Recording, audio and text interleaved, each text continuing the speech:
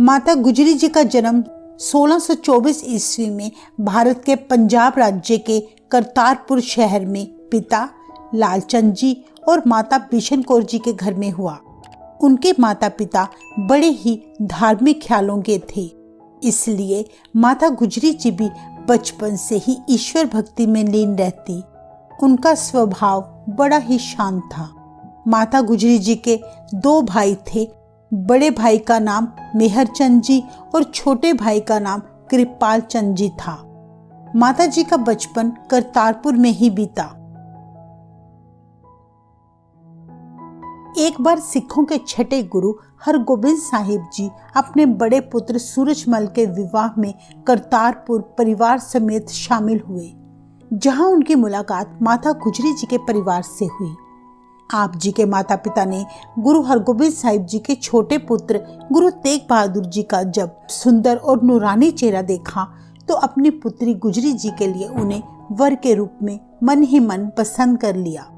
तब लालचंद जी ने गुरु हरगोबिंद साहिब जी के सामने हाथ जोड़कर अपनी पुत्री गुजरी जी का विवाह गुरु तेग बहादुर जी से करने का प्रस्ताव रखा।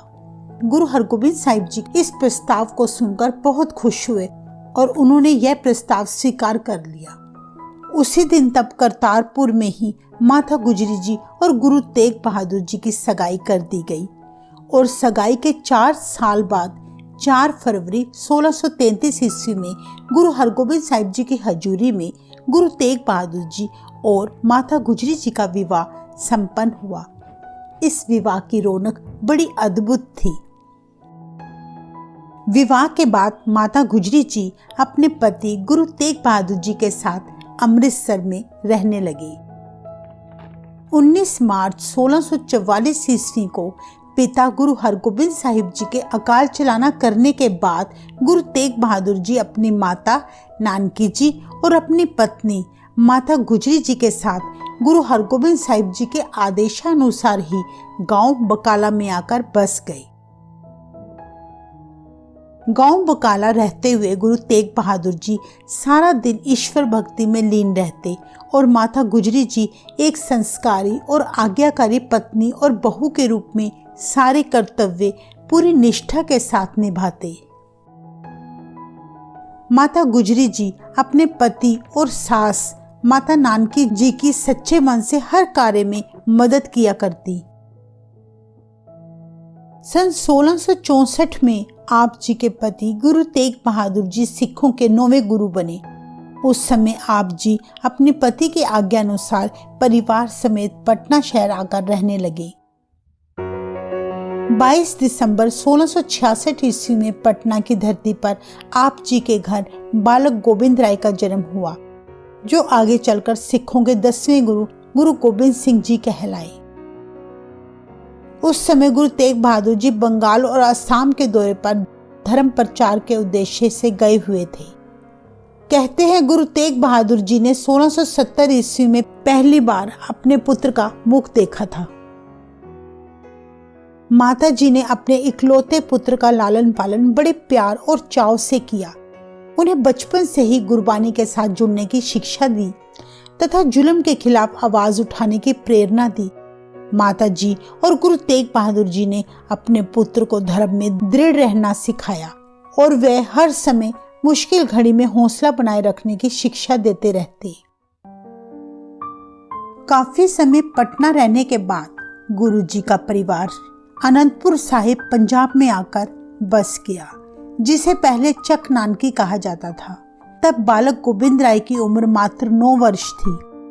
उन्हीं दिनों भारत में मुगल राजा औरंगजेब का शासन था। वे सारे भारत में जबरदस्ती इस्लाम लागू करने के लिए गैर मुसलमानों पर अत्याचार करता था, जिससे तंग आकर हिंदू पहाड़ी राजे तब गुरु तेग बहादुर जी के पास अनंतपुर साहिब आकर विनती करने लगे कि हमारे हिंदू धर्म की रक्षा करें गुरुदेव। उनकी बात सुनकर गुरु तेग बहादुर जी ने नवंबर 1675 में दिल्ली के चांदनी चौक में धर्म की रक्षा की खातिर अपना बलिदान दे दिया।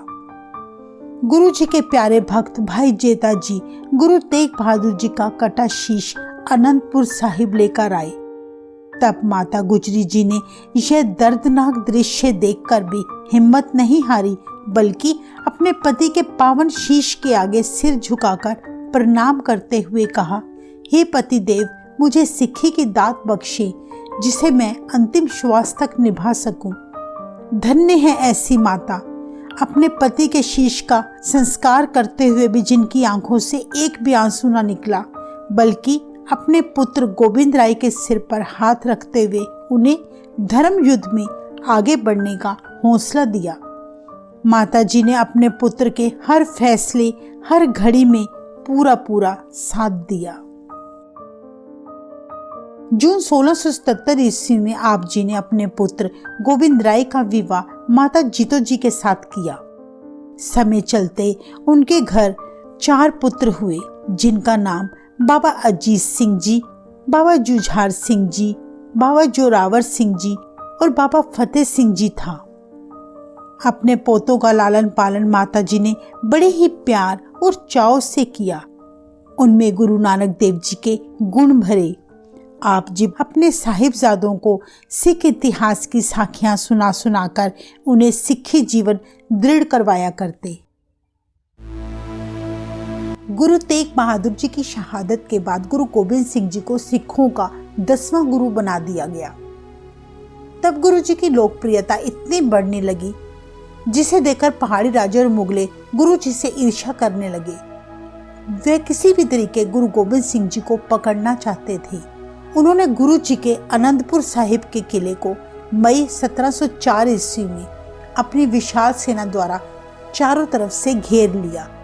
यह घेराबंदी 7 महीने तक चली। उस समय किले में गुरु जी का परिवार, माता गुजरी जी और चारों साहिबजादे तथा गुरु जी की पत्नी समेत और भी कई सिख मौजूद थे। मुगलों द्वारा की गई घेराबंदी के कारण जो भी सिख किले से बाहर निकलता उसे शत्रु द्वारा मार दिया जाता।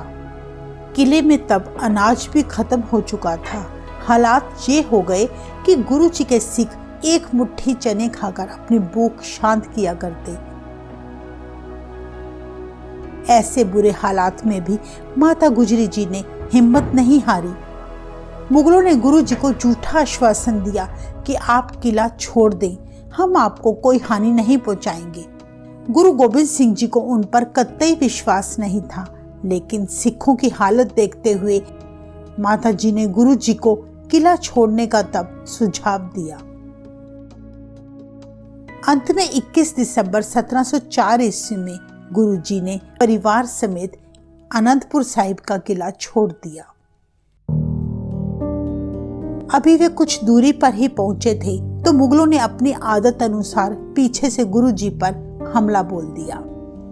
गुरु के सिखों ने शत्रु की विशाल सेना को रोके रखा और गुरु जी आगे बढ़ गए। वहां पर बहती सरसा नदी भी तब उफान पर थी। इस भगदड़ में माता जी का सारा परिवार सरसा नदी पार करते हुए बिछड़ गया। एक तरफ गुरु गोबिंद सिंह जी अपने 2 बड़े साहिबजादों और 40 सिखों के साथ चमकौर पहुंच गए और गुरु जी की पत्नी भाई मनी सिंह जी और अन्य सिखों के साथ दिल्ली चले गए। तब माता गुजरी जी अपने 2 छोटे साहिबजादों के साथ सहेड़ी गांव पहुंच गए। सरसा नदी पर यह बिछड़ा परिवार फिर भविष्य में कभी मिल ना सका। इसी स्थान पर आपकी याद में आजकल गुरुद्वारा श्री परिवार विछोड़ा साहिब सुशोभित है। उस काली रात को 80 वर्षीय माता अपने 2 छोटे मासूम साहिबजादों के साथ बिना किसी लक्ष्य के जंगल में चले जा रहे थे। वे नहीं जानते थे उन्हें कहाँ जाना है, उनकी मंजिल क्या है।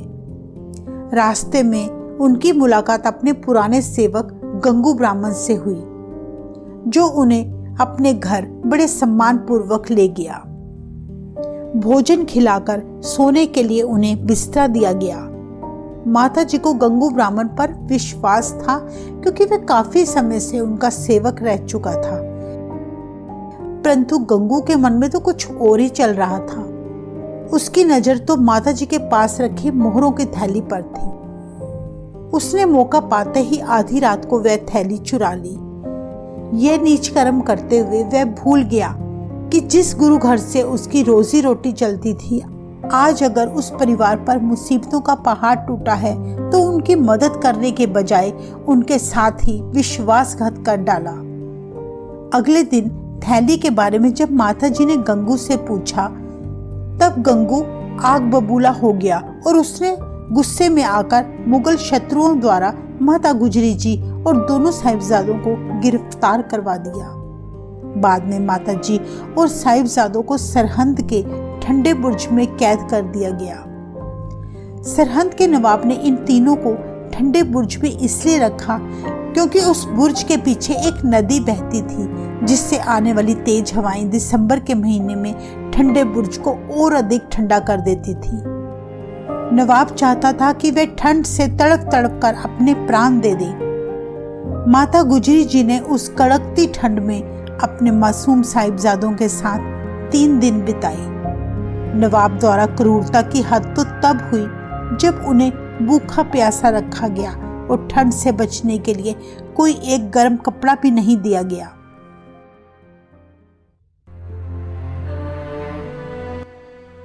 माताजी अपनी आंखों के सामने अपने मासूमों पर जुल्म होते देखकर भी अडोल रहे और उन्हें धर्म में दृढ़ रहने की शिक्षा देकर कहा, बच्चों, कभी भी जुल्म के आगे झुकना नहीं और अपने पिता और दादाजी के दिखाए रास्ते पर चलना। यह माताजी के दिए हुए संस्कार ही थे कि 7 और 9 वर्षीय बालक शत्रुओं द्वारा दिए गए किसी लालच में न आकर अपने धर्म पर अडिग रहे और लगातार फतेह के नारे लगाते रहे। गुरु गोबिंद सिंह जी के साहिबजादों द्वारा इस्लाम धर्म कबूल न करने पर अंत में 27 दिसंबर 1704 ईस्वी को मुगलों ने साहिबजादों को जिंदा दीवार में चिनवाने का फतवा जारी कर दिया। धन्य है माता गुजरी जी, जिन्होंने निरंकार का हुक्म स्वीकार करके अपने जिगर के टुकड़ों को अपने हाथों से उनकी दस्तार सजाकर शहादत के लिए रवाना किया, लेकिन सिक्खी पर आंच न आने दी। उस दिन जब माता गुजरी जी को साहिबजादों की शहादत की खबर मिली तो उन्होंने निरंकार के आगे हाथ जोड़कर 13 पाना मीठा लागे कहकर अपने प्राण त्याग दिए। जिस स्थान पर उन्होंने अपने आखिरी श्वास लिए, उनकी याद में वहां आजकल गुरुद्वारा ठंडा बुर्ज सुशोभित है। जहां साहिबजादों और माता गुजरी जी का संस्कार किया गया, वहां गुरुद्वारा ज्योति स्वरूप सुशोभित है, जो कि ठंडे बुर्ज से मात्र कुछ कदमों की दूरी पर है। तो ये थी माता गुजरी जी के जीवन की कुछ खास बातें। हमारा भी कर्तव्य है कि हम गुरुओं के उन ऐतिहासिक स्थानों पर अपने बच्चों को लेकर जरूर जाया करें, ताकि हमारे बच्चों को गुरुओं का इतिहास पता लग सके। आज भी ठंडे बुर्ज गुरुद्वारे में हर साल दिसंबर के शहीदी दिनों में बहुत सारी संगतें अपने परिवार समेत आकर सारी रात वहां ठहरती हैं और माता गुजरी जी व साहिबजादों का वही दर्द महसूस करने की कोशिश करती हैं जो कभी